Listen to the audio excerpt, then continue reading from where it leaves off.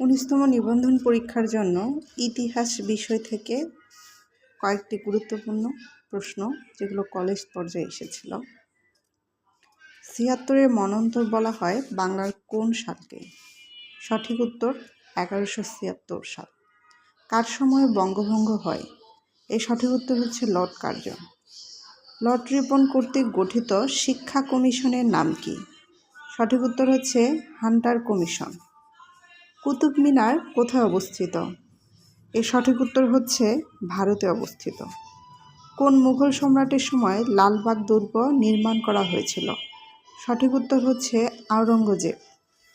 বাংলাদেশের পাবলিক বিশ্ববিদ্যালয়ের মধ্যে প্রথম নারী উপাচার্য হিসেবে নিয়োগ দেওয়া হয় জাহাঙ্গীরনগর বিশ্ববিদ্যালয়ে।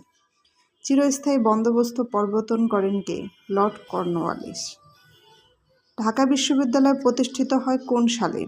সঠিক উত্তর হচ্ছে 1921 সালে। বাংলা বর্ণমালা এসেছে কোন লিপি থেকে? ব্রাহ্মী লিপি থেকে। ঢাকা বিশ্ববিদ্যালয় প্রতিষ্ঠার জন্য গঠিত কমিশনের নাম কি? Nathan commission.